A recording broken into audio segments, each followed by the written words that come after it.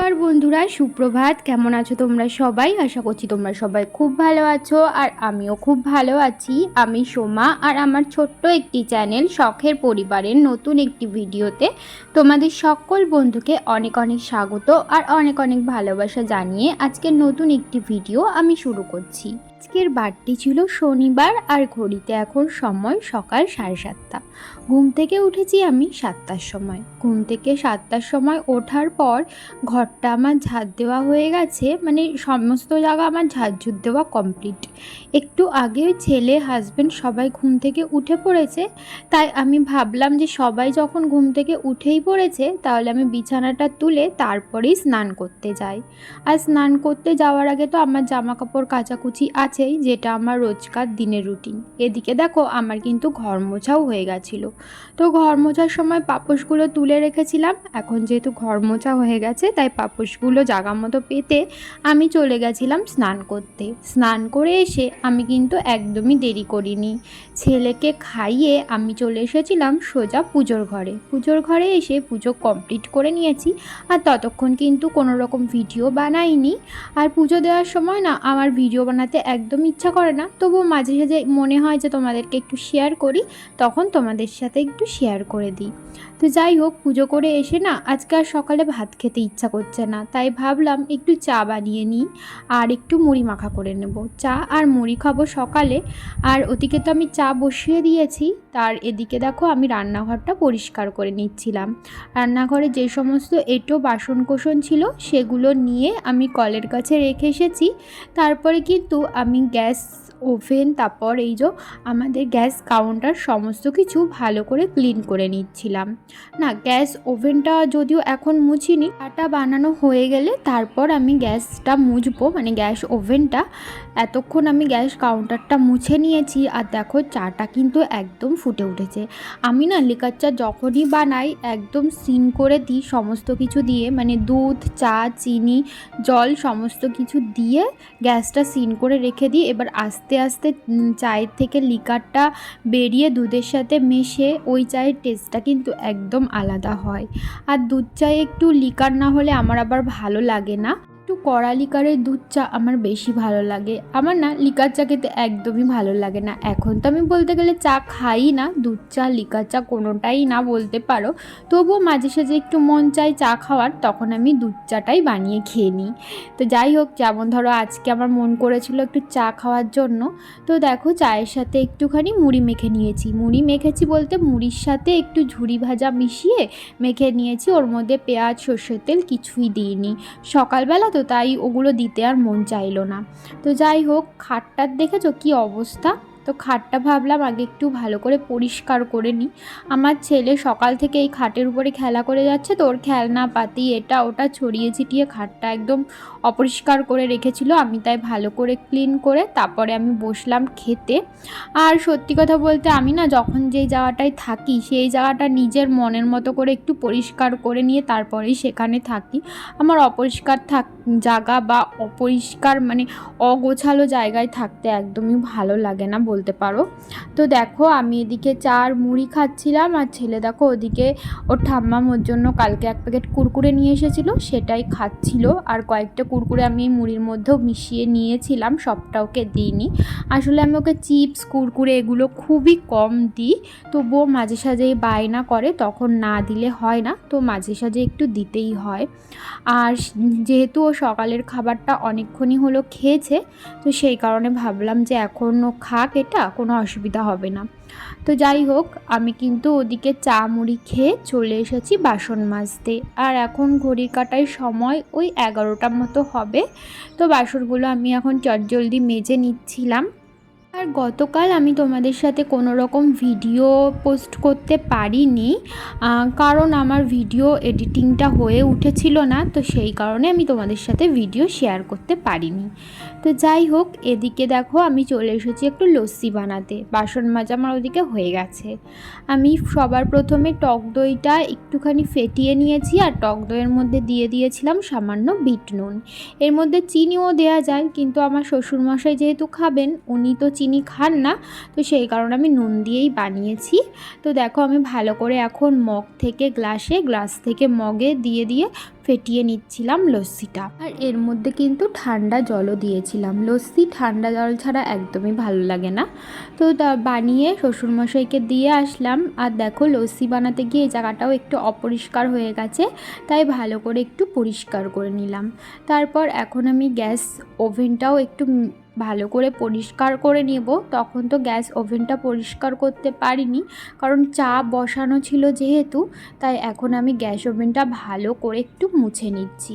তারপর না ভাবছি ছেলেকে নিচে গিয়ে একটু বই পড়াবো। আমি যেহেতু ওকে এখনও টিউশনি দিইনি, মাঝে বলতে পারো কয়েকদিন একজনের কাছে দিয়েছিলাম, কিন্তু আবার ওনার কাছ থেকে ছাড়িয়ে নিয়েছি। ভাবছি আমি ওকে পড়াবো বাড়িতে, তো সেই কারণে না ওকে দুবেলা করে যদি পড়ানো যায় তাহলে অনেকটাই ভালো হয়। কিন্তু আমি সবসময় সময় পাই না, আমি যখনই সময় পাই ওকে পড়াতে নিয়ে বসার চেষ্টা করি।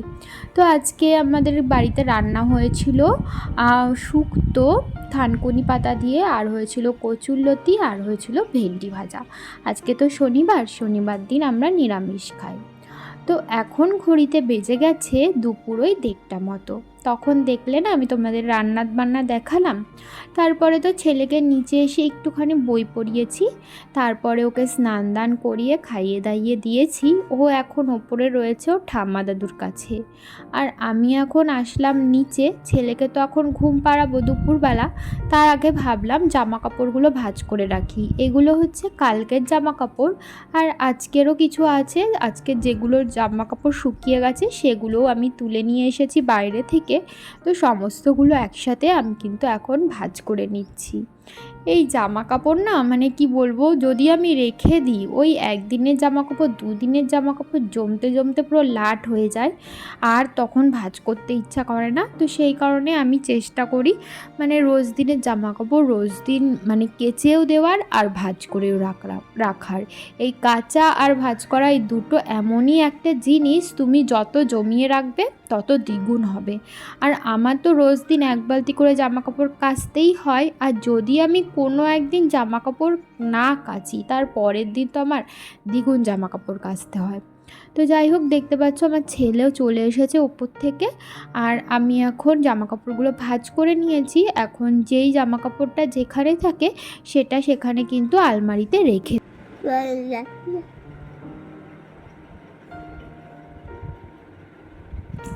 ছেলেকে দুপুরবেলা ঘুম পাড়িয়ে দিয়েছি, আর এখন হয়ে গেছে বিকেলবেলা। আমি এখন বিকেলের কাজকর্মগুলো করে নিচ্ছিলাম। মানে বিকেলের কাজকর্ম বলতে ঘর দোয়ার ঝাঁট দেওয়া তো থাকেই বিকেলবেলা, তো সেগুলোই আমি সেরে ফেলছিলাম। আর ছেলে এখনও পর্যন্ত ঘুম থেকে উঠিনি। আমি এই ঘর দোয়ার ঝাঁট দিয়ে না একটু স্নান করব, সেই সকালে স্নান করি তো সেই কারণে বিকেলের টাইমটাই আর একবার যদি স্নান না করি একদমই ভালো লাগে না। তাই ভাবছি এখন আরেকটু স্নান করব, তারপরে ছেলে যতক্ষণ না উঠছে ওর পাশে গিয়ে খানিকটা সময় আরেকটু শুয়ে নেব। তো দেখো আমি কিন্তু ঘরটা ভালো করে ঝাঁট দিয়ে ঘরের সমস্ত নোংরা নিয়ে বাইরে চলে এসেছি। এখন বাইরের উঠানটাও ভালো করে ঝাঁট দিয়ে নিচ্ছি। আর বাইরে কিন্তু এখনও প্রচুর পরিমাণে রোদ, মানে মোটামুটি 5টা 5:30 পর্যন্ত এরকম রোদ থাকে, তারপরে আস্তে আস্তে চলে যায়। আর এখন তো বেলাটা অনেকটাই বড় হয়ে গেছে, প্রায় সন্ধ্যা হতে হতে 6:30 7:45 বেজে যায়, তারপরে পুরোপুরি সন্ধ্যা হয়। তো আমার ঝাড়ঝুট দেওয়া কমপ্লিট। এখন বাইরে কয়েকটা জামা কাপড় ছিল সেগুলোই কিন্তু আমি তুলে নিয়ে চলে গেলাম ঘরে। এখন হয়ে গেছে সন্ধ্যাবেলা, আর সন্ধ্যাবেলায় আমি সন্ধ্যা পুজো দিয়ে ছেলেকে নিয়ে বসেছি একটু পড়াতে। ওর স্কুলে না যেহেতু গরমের ছুটি চলছে, তো সেই কারণে স্কুলে বেশ খানিকটা হোমওয়ার্ক দিয়েছে। তার মধ্যে এটা একটা, আমি প্রত্যেক দিন 1 পেজ করে হোমওয়ার্ক ওকে করাচ্ছি। যদিও খুব বেশি না, একটা খাতায় 2 3 4 পেজ করে হোমওয়ার্ক দিয়েছে। আর তার মধ্যেও ড্রয়িং খাতায় এই অ্যাপেলটা এঁকে দিয়েছিল, অ্যাপেলটাকে না কালার করতে হতো। হতো, তাই আজকে ভাবলাম ওকে এই অ্যাপেলটা দিই, ও বসে বসে কালার করুক। তো এই তো ও দেখো কালারটা বেশ ভালোই করেছে, হালকা হালকা একটু একটু বাইরে বেরিয়ে গেছে, ও কিন্তু নিজেই করেছে, আমি একটু ওকে হেল্প করিনি। আর দেখো আমি ওকে শিখিয়ে দিয়েছি যে এইভাবে আঙ্গুল দিয়ে প্রেস করে কালারটা পুরো বসিয়ে দিলে তাহলে কালারটা খুব সুন্দর হয়। তাই জন্য দেখো ও আঙুল দিয়ে প্রেস করে কালারটাকে পুরো ভালো করে মিশিয়ে দিচ্ছিল।